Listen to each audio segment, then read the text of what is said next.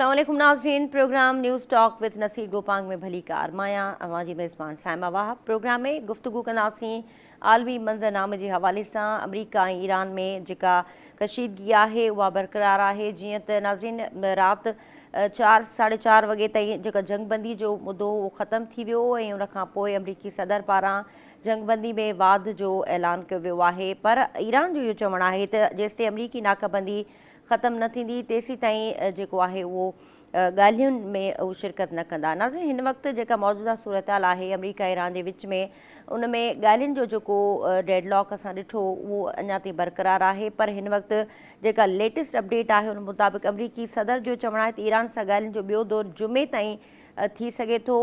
36 खां 72 कलाकनि जे अंदरि ॻाल्हियुनि में का मुस्बत पेशरफ़्त थी सघे थी। त हिन वक़्तु ताईं जेका डेडलॉक वारी सूरत हाल आहे ऐं बेतमादी जी जेका सूरत हाल असां ॾिसूं पिया त ईरान पारां हिन वक़्तु ताईं अमरीका ते जेको नाकाबंदी जो ॻाल्हि कई वञे थी त नाकाबंदी जेसि ताईं रहंदी तेसी ताईं ॻाल्हियुनि में शिरकत न कंदासीं। इन हवाले सां पाकिस्तान पारां बि भरपूर कोशिशूं हलंदड़ आहिनि त ॿिन्हिनि मुल्कनि खे हिकु भेरो ॿीहर इस्लामाबाद आणे करे ॻाल्हियुनि जे ॿिए दौर जी शुरूआति कई वञे। हिन वक़्तु जेका सूरत हाल आहे नाज़रीन इनखे मद्देनज़र रखंदे अॼु अमरीका पारां बि कुझु कंपनियुनि ते जेका आहे उहो पाबंदी हई वई आहे। अमरीका ईरान खे हथियार फ़राहम कंदड़ कंपनियुनि ते पाबंदी लॻाए छॾी आहे ऐं इन खां अलावा नाकाबंदी जो बि सिलसिलो जारी आहे ऐं आबी लंघ जेको आहे स्ट्रेट ऑफ होर्मुज़ उन में बि अमरीका पारां जेको आहे उहो रोकियो वियो आहे जहाज़नि खे। त ओवरऑल छा सिचुएशन बीहंदी ऐं ॻाल्हियुनि जे ॿिए दौर जे हवाले सां मुस्तक़बिल में छा थियणु वञे पियो, आलमी मंज़रनामे ते ॿिया मुल्क इन वक़्तु कहिड़ो असरअंदाज़ थियणु वञनि पिया, इन्हनि मामलनि ते गुफ़्तगू कंदासीं। वीडियो लिंक ते असांखे जॉइन कयो आहे अॻूणा सफ़ीर आहिनि आलम बरोही साहब। आलम बरोही साहब वरी महिरबानी तव्हां वक़्तु ॾिनो। बुनियादी तौर ते जेको ही मामिलो आहे ईरान ऐं अमरीका जे विच में कीअं इनखे तव्हां ॾिसो पिया ऐं हिन वक़्तु ओवरऑल दुनिया जो जेको मंज़रनामो आहे उन ते तव्हां छा चवणु चाहींदा? पहिरीं ॻाल्हि त ईरान ऐं अमेरिका जे विच में जेको आहे सो पोयनि जेको आहे 79 खां वठी जेका तनाव आहे जेको छिकताण आहे उहो हलंदो पियो अचे। हाणे जेको आहे सो इन्हनि ईरान ते पाबंदियूं लॻायूं, उन्हनि जा जेके एसेट्स हुया ॿाहिरि उहे सभु इन्हनि जेको आहे सो फ्रीज़ करे छॾिया आहिनि। ऐं तंहिंखां अलावा जेको आहे सो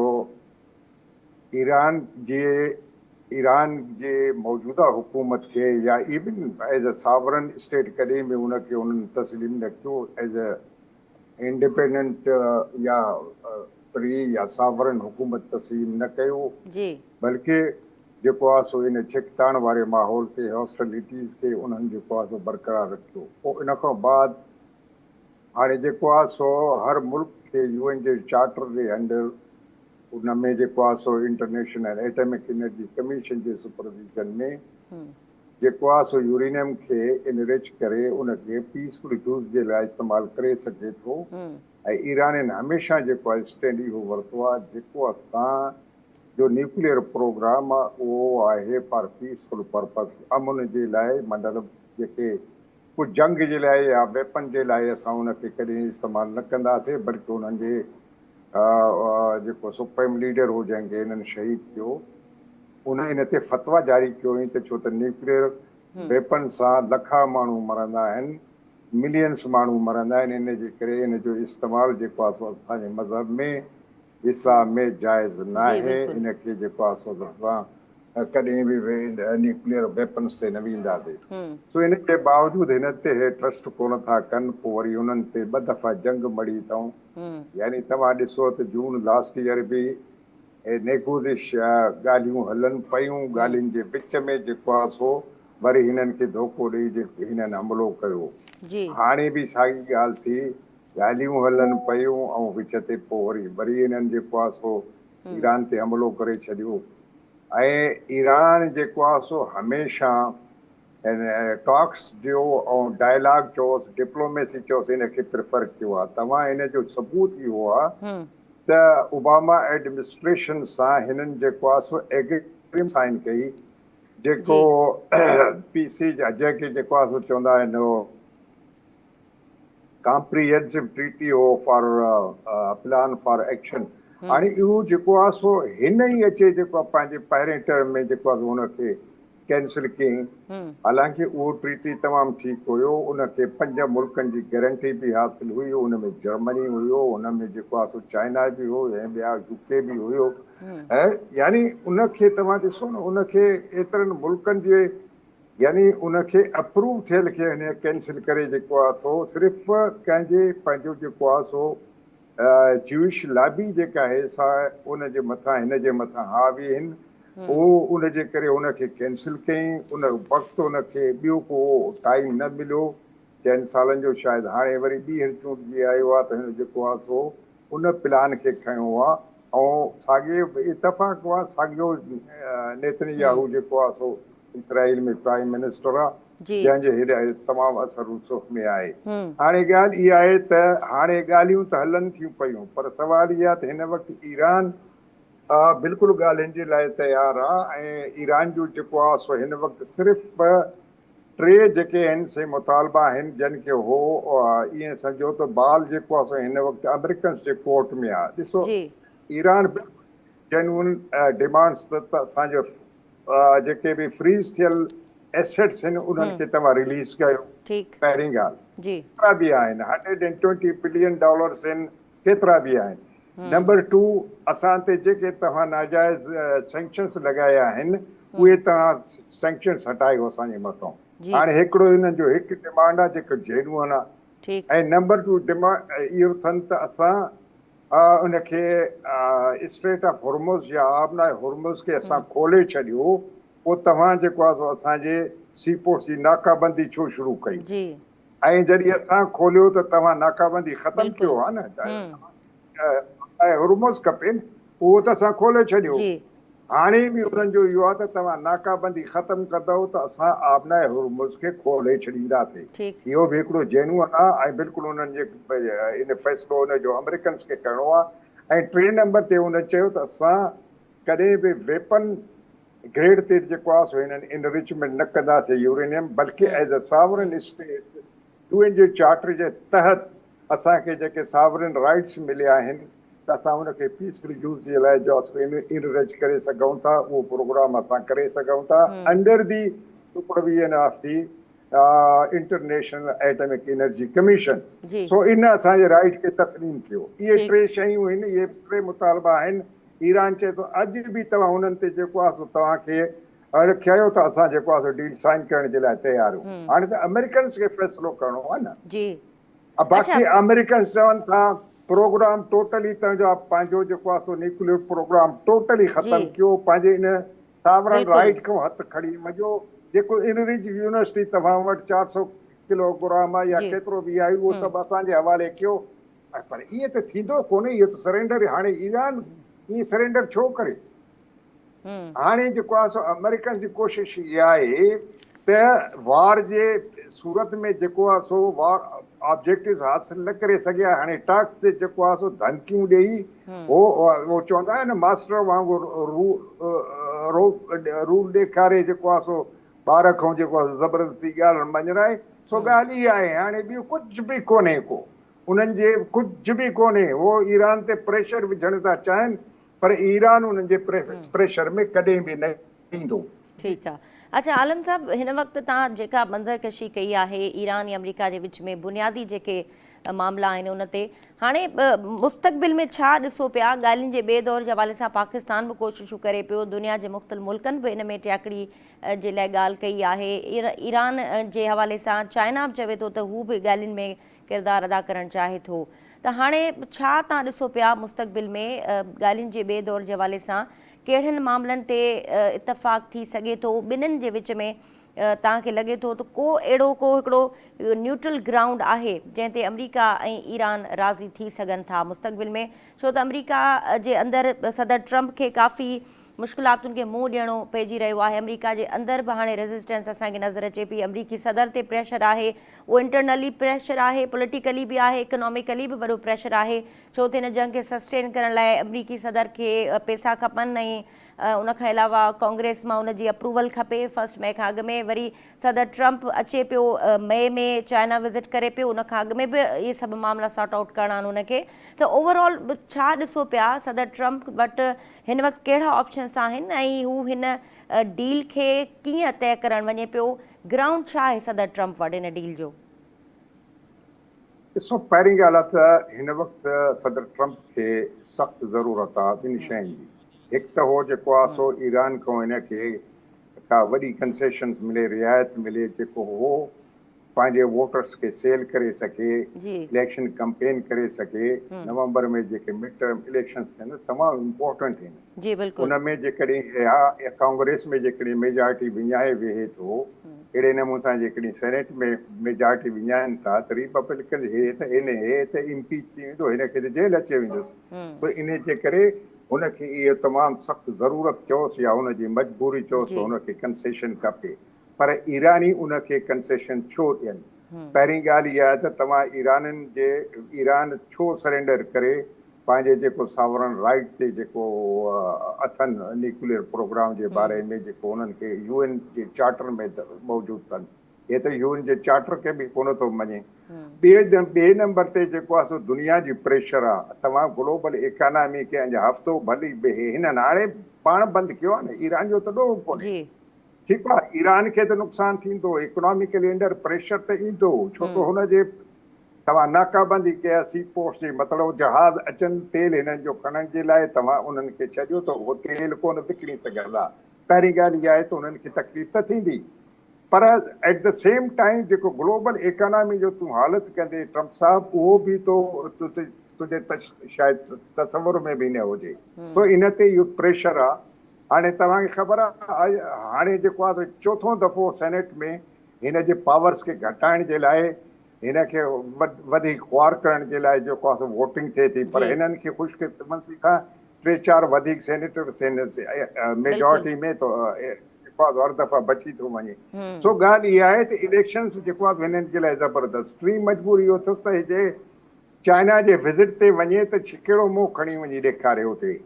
ऐं हिन जंगबंदी में जेसि ताईं डील न थींदो, एग्रीमेंट न थींदो, शायदि इहो जेको आहे हिन जो मे वारो विज़िट बि जेको आहे ख़तरे में अची थी सघे थो। छो त अॻिते हली करे जेकॾहिं सूरत हाल ईअं थो रहे, चाइना तेल थो खणे जेकॾहिं हुन खां ईरान खां, उन जा जहाज़ हे रोकनि था, त पोइ उहे विज़िट काॾों थींदी मूंखे ॿुधायो तव्हां।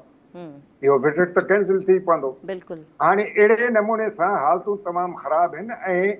ऐं हिनखे तव्हां जेको वार में खटी न सघियो, जेको वार में तव्हां ऑब्जेक्टिव हासिल न करे सघे था, नेगोशिएटिंग टेबल ते उन जे लाइ त इन हॉस्टिलिटीज़ खे घटाइण जे लाइ माण्हू वेहंदा आहिनि टेबल ते।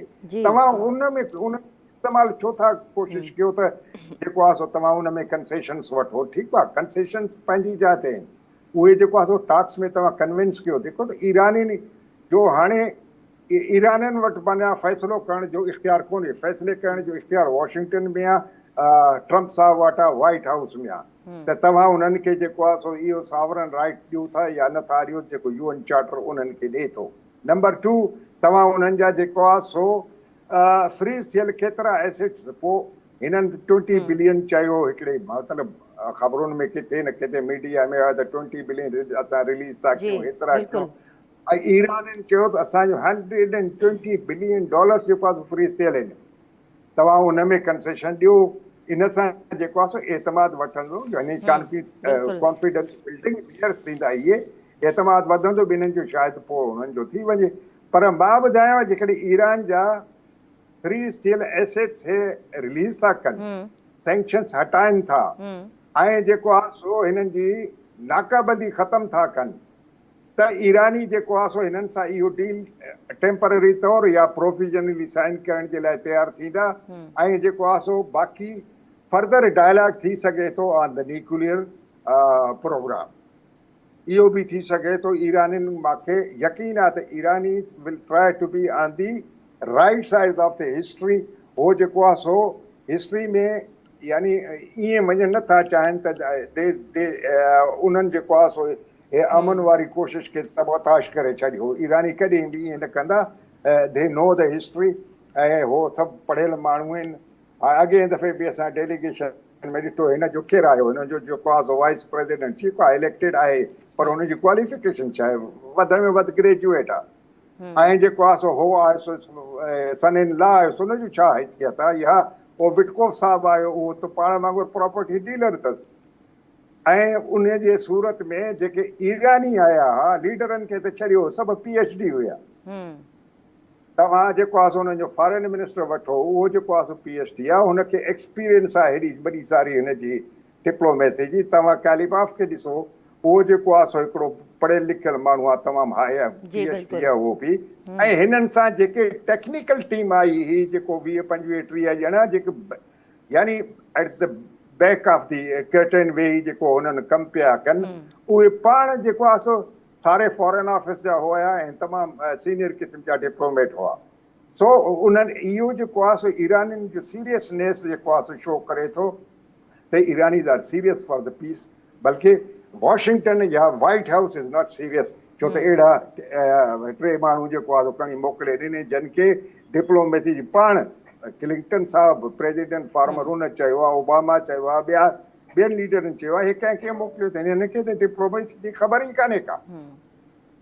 अच्छा तो इहो आलम छो साहब, थो करे त दे आर नॉट सीरियस। जी हिन वक़्तु तव्हां जीअं ज़िक्र कयो त बराक ओबामा एडमिनिस्ट्रेशन जेको फ़ैसिलो कयो हो, जेको मुआइदो थियो हो ईरान सां, उन में ईरानी बि ख़ुशि हुया ऐं ख़िते जा ॿिया मुल्क बि उन्हनि खे को एतिराज़ु कोन हो।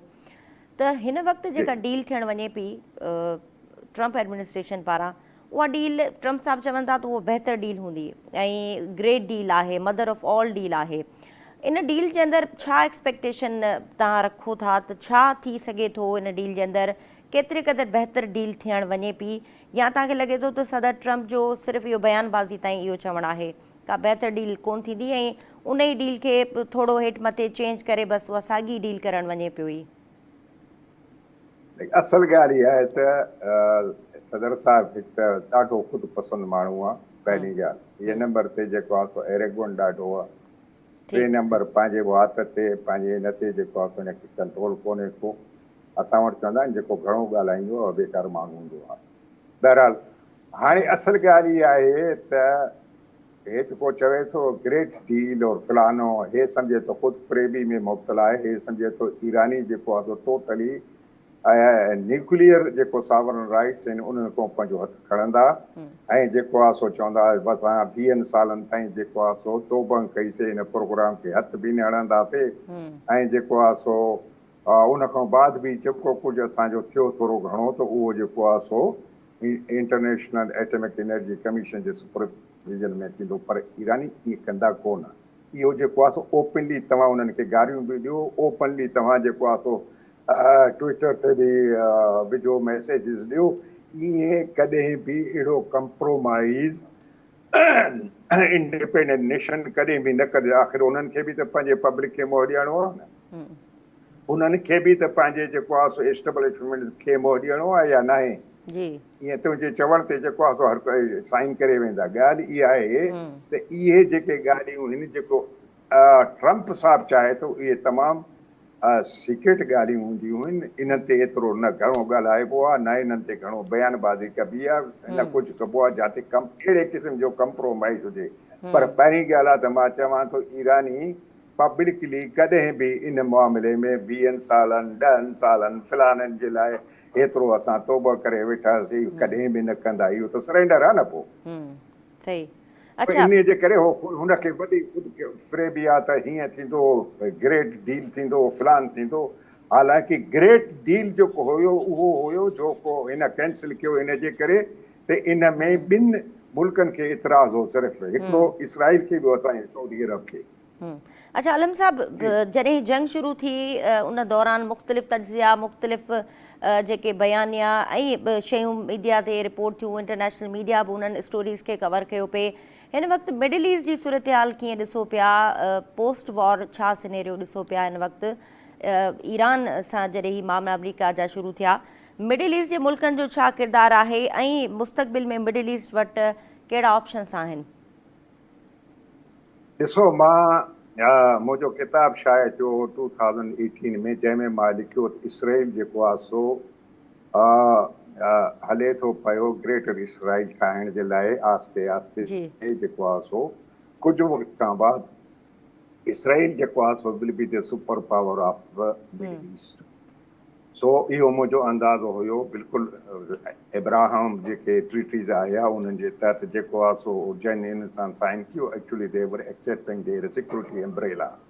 केर बि हुजे, कहिड़ो बि अरब कंट्री जो नालो खणो, जंहिं खे साइन कयो आहे उन्हनि एक्सेप्ट कयो आहे, यानी इसराइल जे सिक्योरिटी अम्ब्रेला खे।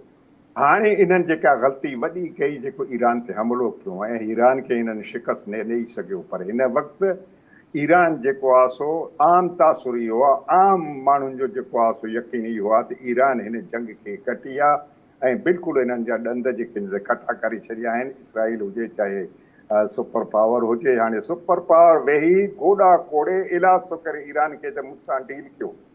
हाणे तव्हां ॾिसो, हाणे सूरत हाल इहा आहे त इसराइल जो जेको आहे सो ग्रेटर इसराइल वारो ख्वाबु आहे उहो चकनाचूर थी वियो ऐं जेको मां हिन खे सम्झुमि त Israel will be the mini super power of Middle east. हाणे उहो जेको आहे सो बिल्कुलु न आहे।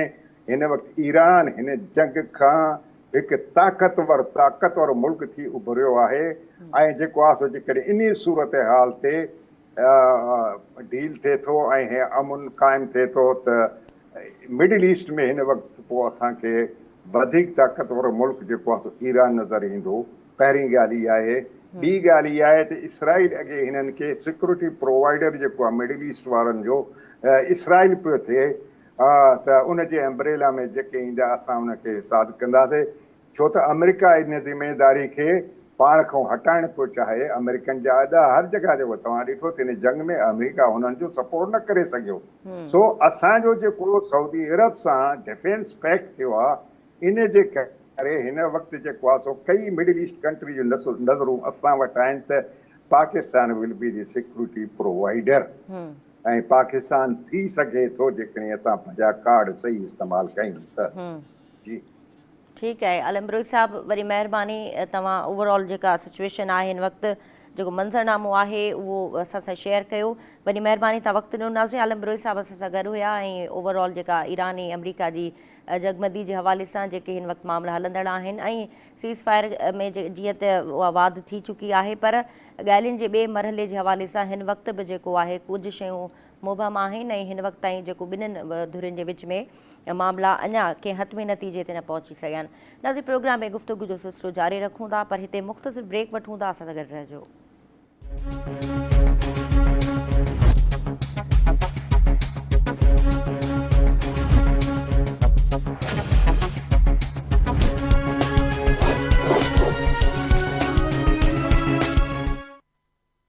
वेलकम बैक नाज़रीन, प्रोग्राम में गुफ्तगू हलंदड़ आहे ईरान ऐं अमरीका जे विच में जंगबंदी खां पोइ हिन वक़्तु ताईं जेके मामला आहिनि उहे ठीकु नथा नज़र अचनि ऐं ईरान पारां हिन वक़्तु ताईं बेतमादी जो इज़हार कयो पियो वञे। बार बार ईरान पारां इहे ई बयान साम्हूं अचनि पिया जेसिताईं अमरीका नाकाबंदी जारी रखंदो तेसीं ताईं ॻाल्हियुनि जे ॿिए राउंड में वफ़द जी सूरत में शिरकत न कंदासीं। हिन वक़्तु अमरीका पारां बि जेको आहे उहो ब्लॉकेड हलंदड़ आहे ऐं बंदरगाहुनि जी नाकाबंदी बि जारी आहे। त ओवरऑल हिन वक़्तु ॿिन्हिनि धुरियुनि जे विच में जेको एतमाद जी खोट आहे उनखे ठीकु करण में कहिड़ा मुल्क किरदारु अदा कनि पिया ऐं हिन वक़्तु ॿिन्हिनि मुल्कनि जे अंदरि जेको मामिलो जंहिं ते डेड लॉक आहे उहो कीअं सॉर्ट आउट थी सघे थो, मंज़रनामे ते डिस्कस कयूं पिया।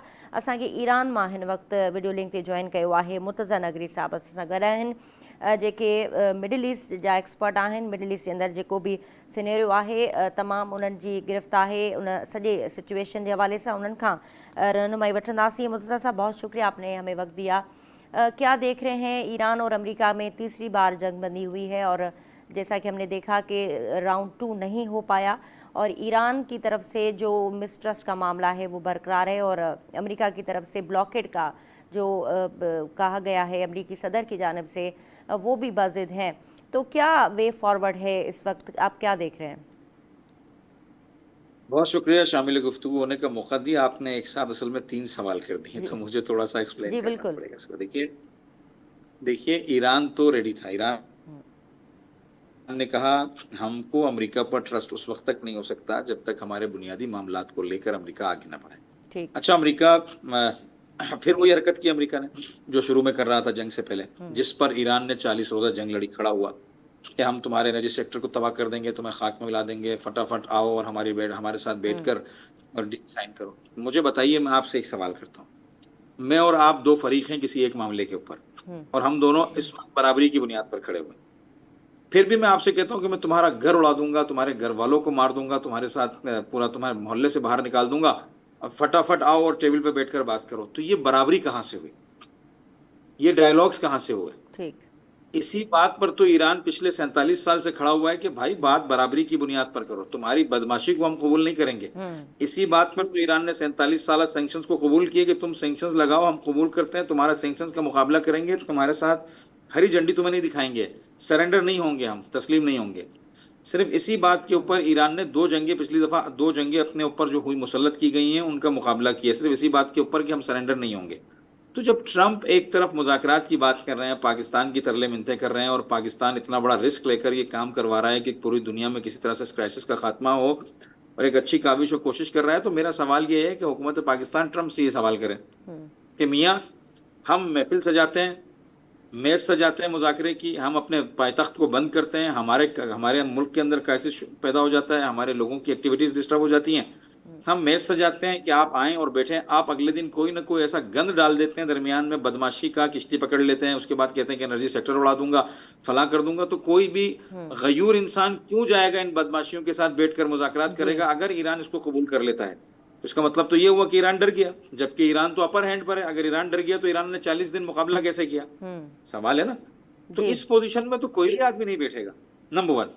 नंबर 2, आपने बात की ब्लॉकेड की, तो इस ब्लॉकेड से सिर्फ ईरान को नुकसान नहीं होगा, मैं आपकी खिदमत में अर्ज कर दूं, पूरी दुनिया को नुकसान होगा ना, जो हो रहा है अब तक। मिसाल के तौर पे कोई कुछ टूल देके, मतलब सिक्योरिटी पेमेंट देके ईरान को वहां से बाहर निकलती है, अमेरिका कह रहा है मैं पकड़ लूंगा, तो फिर ये तो क्राइसिस दुनिया में और बढ़ेगा। इस क्राइसिस का नतीजा क्या होगा? पूरी दुनिया में जो इस वक्त ऑयल क्राइसिस पैदा हो गया, जो एनर्जी क्राइसिस पैदा हो गया, ये मजीद बढ़ेगा। मजीद बढ़ने की वजह से दुनिया के अंदर मजीद तब्दीलियां पैदा होंगी, मजीद बर्बादियां पैदा होंगी। चलिए आप इधर से ईरान को ज़ईफ कर देंगे, ठीक है, मान लिया आपने ईरान को ज़ईफ कर दिया, वहां से जो यूरोप ज़ईफ होगा और रशिया को स्पेस मिलेगा, उसका क्या करेंगे? नंबर 2।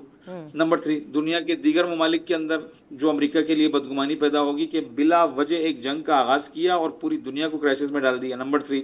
नंबर 4, चाइना तो बदमाशी के साथ और धड़ल्ले के साथ अपना तेल लेकर जा रहा है। पिछले दिनों जब इन्होंने ब्लॉकेट में चाइना की किश्तियां रोकने की कोशिश की, हालांकि अमेरिकन सैंक्शंस लगी हुई है उन किश्तियों के ऊपर, जी बिल्कुल, जैसे ही अमेरिका ने रोकने की कोशिश की, चाइना ने पहली फुर्सत में धमकी दी कि तुम्हारे लिए आपने हुर्मुज बंद है, मेरे लिए बंद नहीं है, लिहाजा मेरी किश्तियों को एम्बुलेंस की तरह जाने देना, हाथ भी लगाना, वरना मैं मैदान में आ जाऊंगा आपके खिलाफ अगर मेरा कोई मामला इस तरह का हुआ। तो आप मुझे बताइए ना, तो उन्होंने फौरन छोड़ दी। अच्छा, ये जो किश्ती पकड़ी है ईरान की, ये एक आम तिजारती किश्ती थी जिसमें खानवादे मौजूद थे, फैमिलीज मौजूद थी, ये चाइना से आ रही थी।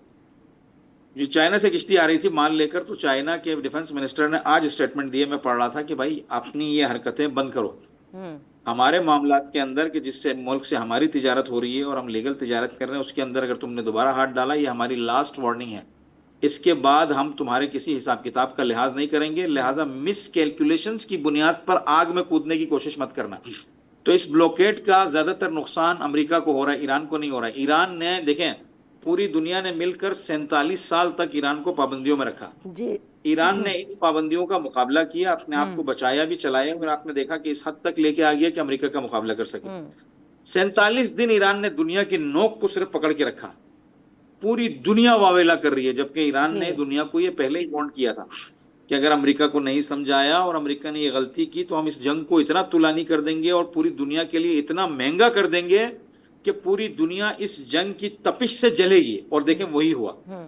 सही। और तीसरी अहम तरीन बात, जो सीज फायर को एक्सटेंड किया है डोनाल्ड ट्रंप ने जी, मुझे बताइए ना, रात तक ये कह रहे थे कि हम जंग दोबारा शुरू करेंगे, हमने सामान ला के जमा कर दिया, हमने फला कर दिया, ईरान ने कहा हम तैयार हैं, तुमसे मुज़ाकरात इस हालत में हम नहीं करेंगे, जंग के लिए तैयार हैं। फिर मौसूफ ने कहा कि हम चूंकि पाकिस्तानी वजीर आजम की रिक्वेस्ट पर इस सीज फायर को एक्सटेंड कर रहे हैं। अमेरिका के अंदर, मैं नहीं कह रहा हूं, अमेरिका के अंदर अमेरिकी मीडिया, अमेरिकी दानिश्वर हजरात, अमेरिकी पॉलिटिकल साइंटिस्ट हजरात ये कह रहे हैं कि ये सबसे बड़ी शिकस्त है अमेरिका ईरान ट्रंप की, कि 1.5 घंटे पहले तक ये बयान था कि हम दोबारा हमला करेंगे, फलाना करेंगे, ये करेंगे, वो करेंगे ईरान के साथ, और 1.5 घंटे के अंदर इतनी स्पीड से यूटर्न लिया कि हमने पाकिस्तानी वजीर आजम के कहने पर जो है इसको एक्सटेंशन दे दिए, इसको एक्सटेंड कर दिया इसमें। तो ये बात पूरी दुनिया जान चुकी है कि ये ट्रम्प साहब ये चाह रहे हैं कि मैं बदमाशियों का एक अनाउंसमेंट करूं और उस अनाउंसमेंट के साथ जो हमारी डील होगी उसको फाइनल करूं हम्म। और दुनिया को ये बताऊं कि मैंने जंग जीत ली, देखो मैंने धमकी दी थी इसलिए अमेरिका टेबल पे आ गया। हम्म। तो ईरान अमेरिका को ये मौका नहीं दे रहा है कि मियां तुम अपनी जीत का अनाउंस करके निकल जाओ। वो ये कह रहे हैं कि हम पूरी दुनिया को तुम्हारा असली चेहरा दिखाएंगे कि तुम फिल्मों में जो बनते हो सुपरमैन, दुनिया के अंदर उसका 0% भी नहीं हो। रियल लड़ाई के अंदर, ग्राउंड के अंदर, जंग के अंदर। तो इतना आसान नहीं है। ईरान ने जो ये जो मेरे अंदाजे के मुताबिक जो जो मुज़ाकरात में शिरकत हम्म। से इनकार किया है, उसकी जी। बुनियादी वजह यह है कि पूरी दुनिया को अमेरिका की औकात दिखाई जाए बार बार कि इसकी हैसियत क्या है। जी। ठीक है। अच्छा, इसके अलावा मुर्तज़ा साहब, जिस तरह आपने ओवरऑल सिचुएशन बताई और एक जो मंजरनामा नज़र आ रहा है इस वक्त दुनिया का, वो आपने शेयर किया, मिडिल ईस्ट के हवाले से भी हमें बताइएगा। हमारे नाजरीन सुनना चाहते हैं कि इस वक्त मिडिल ईस्ट शुरू से अगर हम देखें 40 दिन की जंग हो या फिर अब जब हम देख रहे हैं कि सीज़ फायर का मरहला जारी है, तो मिडिल ईस्ट के ओवरऑल क्या सिचुएशन थी इस जंग से पहले और इस जंग के बाद अब क्या सूरत हाल आगे बढ़ेगी? देखिए ना, इस जंग से पहले और जंग के बाद की सिर्फ मैं एक मिसाल दूंगा और आप समझ जाएंगे। जी। जंग से पहले तक यूएई वो मुल्क था जो अमेरिका को बिलियंस ऑफ डॉलर्स गिफ्ट में दिया करता था। जी। हो जी। हजारों यानी ट्रिलियंस में अमेरिका के साथ मुआहदे किया करता था, ट्रेड के, असलहे के। और कल की रिपोर्ट है कि जो अमेरिका के पास उनके जो रिजर्व्स होते हैं, स्वैपिंग डॉलर्स का जो सिलसिला जी होता है बिल्कुल। इनकी जो उसमें जाकर यूएई ने अपील की है कि हमारे पास हमारे डॉलर जो रिजर्व्स हैं वो तह पे लग गए हैं, जमीन पे लग गए हैं। लिहाजा आप हमें अपने जो डॉलर का रिजर्व जो है आपके, उसमें से हमें कुछ डॉलर दें। उसका तरीकाकार ये होता है कि मसलन कोई मुल्क अपनी करेंसी ले जाके वहां पर बाउंड करती है, उसके बदले डॉलर्स लेती है और जब हालात बेहतर हो जाते हैं डॉलर वापस करके अपनी बिल्कुल। करेंसी ले लेती है जी। अमेरिका के इत्तेहादी ममालिक। तो ये जुमला उसने कहा कि हमें दिए जाएं, अगर आपने हमारी ये मदद नहीं की तो हम मजबूर होंगे कि अपने तेल को हम युआन के अंदर बेचें और दुनिया से युआन में मामला करें। Number one. ठीक। अब हालत का अंदाजा लगाइए कि वो मुल्क जो कल तक अमेरिका को जो है ना गिफ्ट में बिलियंस ऑफ डॉलर्स और ट्रेड में ट्रिलियंस ट्रिलियंस ऑफ डॉलर्स की करता था, वो आज जाके अमेरिका से मांग रहा है और पाकिस्तान से कह रहा है कि भाई मुझे मेरे 3 अरब डॉलर दे दो, मेरी हालत टाइट हो गई है। एक चौथी एग्जाम्पल, जो यूएई के अंदर जो लोगों के रिजर्व थे, जो उन्होंने अपनी मेहनत से कमाए, कारोबार किया, ट्रेड किया, अपना पैसा वहां लगाया, अब वो लोग दुबई की हालत जार को देखकर वहां से निकलना चाह रहे हैं, वहां से फरार होना चाह रहे हैं। तो दुबई ने यानी जो उन्हीं का सरमाया था, उस सरमाये को एग्जिट करने उन्हें नहीं दिया और महदूद कर दिया कि मसलन आप इतनी ट्रांजैक्शन इतने अरसे के अंदर कर सकते हैं, इससे ज्यादा नहीं कर सकते हैं। ठीक। इससे भी ज्यादा कई लोगों को जिनको बेचारों को शायद जिन्होंने कहीं कभी ईरान का सफर किया होगा या उनके नाम के साथ कहीं अली या हुसैन होगा, हसन होगा, उन लोगों के सरमाए ही रोक दिए हैं, ब्लॉकेट कर दिए हैं और उन बेचारों को ब्लैकलिस्ट करके भगा दिया है, चाहे वो पाकिस्तान के हों, चाहे वो इंडिया के हों या किसी और ममालिक के हों या ईरान के हों। तो इस हालत जार से आप अंदाजा लगाइए कि ये क्या थे और क्या हो गए। तो ये मिस कैलकुलेशन और किराए की सिक्योरिटी का अंजाम है। तो इससे ज्यादा मैं आपको क्या बताऊं। ठीक है। अच्छा, दीगर ममालिक जो मिडिल ईस्ट के अंदर हैं, उस वक्त हमने जब देखा कि दुबई पर भी हमले हो रहे थे और दूसरे ममालिक पर भी हमले हो रहे थे, तो उस वक्त भी अमेरिका मदद के लिए नहीं आया। तो जिस तरह आपने एक लफ्ज़ इस्तेमाल किया, किराए की सिक्योरिटी, तो अब मिडिल ईस्ट क्या देख रहा है मुस्तकबिल में? उसके पास क्या ऑप्शंस हैं? सिक्योरिटी के मामलात हों या फिर इकोनॉमिकली जो स्टेबिलिटी, वो एक बहुत बड़ा चैलेंज है इस वक्त। तो मिडिल ईस्ट के पास क्या ऑप्शंस हैं सिक्योरिटी के लिहाज से भी और मैशत को और मजबूत करने के लिए भी? देखिए, इसमें तो कोई दो राय नहीं है कि अमेरिका पर एतमाद मिडिल ईस्ट का अब खत्म होने जा रहा है आहिस्ता आहिस्ता, चूंकि वो उन्होंने देख लिया कि न ये सिर्फ ये अपनी हिफाजत, अपनी हिफाजत नहीं कर सकते, हमारी क्या करेंगे। ठीक। जो इंसान खुद अपने आप को न बचा पाए, आप उससे क्या तवक्को रखेंगी कि वो आपको बचा पाए। जी।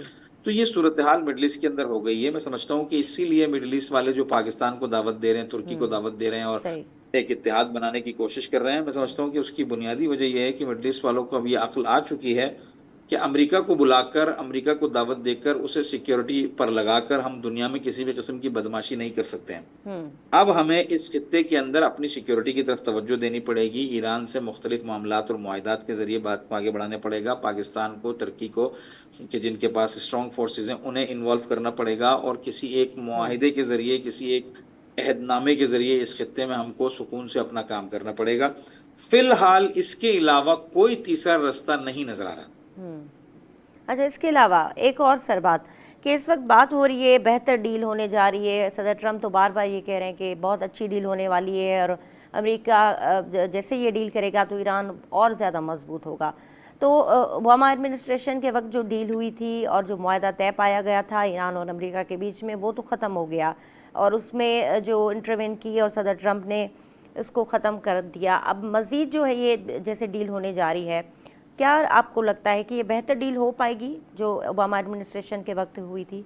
नहीं, सवाल ये है कि ईरान का दुश्मन अमेरिका वो क्यों चाहेगा कि ईरान तरक्की करे, number one. Number two, Trump शुरू से नारा लगाता आया है कि मैं ईरान को टुकड़े टुकड़े कर दूंगा, मैं ईरान का तेल चाहता हूं, मैं ईरान को यूरेनियम बनाने नहीं दूंगा, रोए जमीन पर इनका नाम नहीं होगा। जिस शख्स के मुंह से ये बातें एक बार नहीं 1000 बार निकली हों, उससे ईरान कैसे एक्सपेक्टेशन रखेगा। और ये ट्रम्प का अभी का जुमला नहीं है, 25 साल 30 साल पुराने आप ट्रम्प के इंटरव्यूज उठा के देखिए। जी वो कह रहा है बिल्कुल। कि हम अगर ईरान का तेल हासिल करने में कामयाब हो गए तो हम दुनिया के अंदर अपने पास बहुत ज्यादा सरमाया ला सकते हैं। तो एक ऐसा आदमी जिसका जवानी से ख्वाब ये हो कि वो ईरान को तोड़े और उसके तेल पर कब्जा करे, तो ईरानी इतने बेवकूफ तो नहीं है कि उसकी इस बात को इतनी आसानी से मान लेंगे। वो जो बेहतरीन डील कह रहे हैं उसमें वो जंग में जो चीजें हासिल नहीं कर सके, कोशिश कर रहे हैं कि मेज पर उनमें से कुछ हासिल कर ली जाए।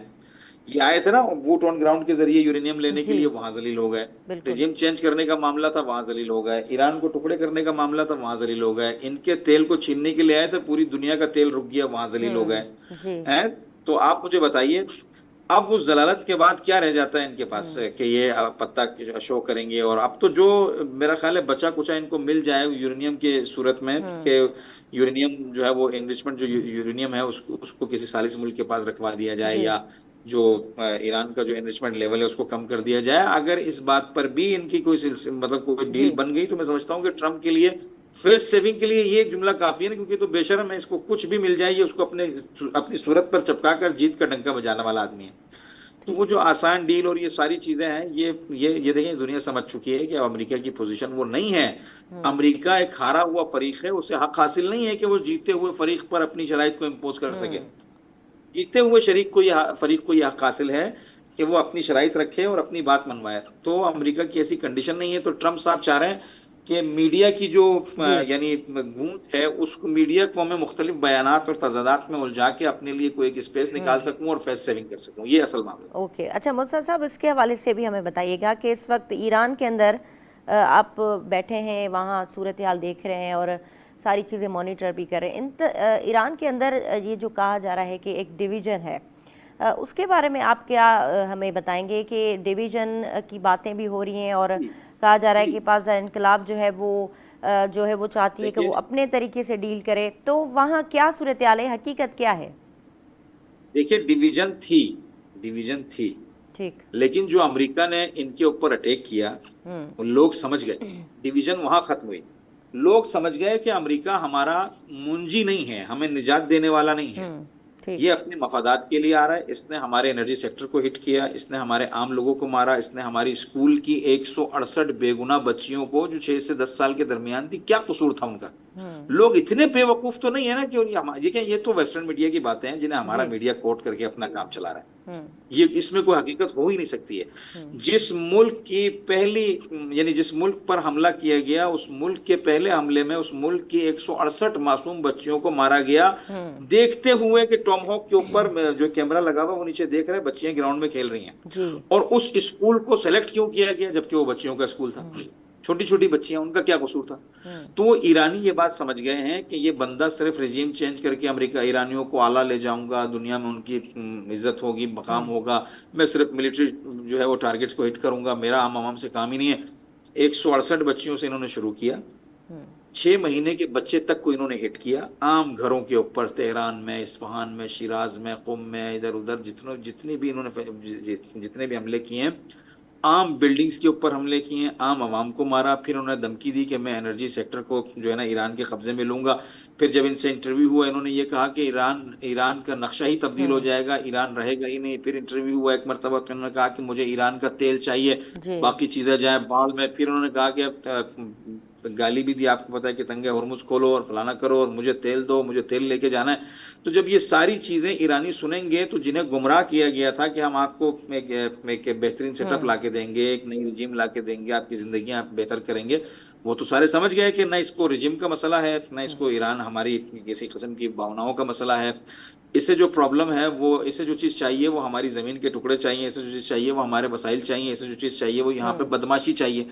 तो कोई भी ईरानी मुझे बताए ना, जितना भी यानी निजाम का मुखालिफ हो, वो ये बात समझ चुका है कि आज ट्रम्प या इसराइल या ये यूरोपियन कंट्रीज जो है ये हमारी खैरखा नहीं है। अगर हमें कोई बचा सकता है तो वो हम खुद अपने आप को बचा सकते हैं।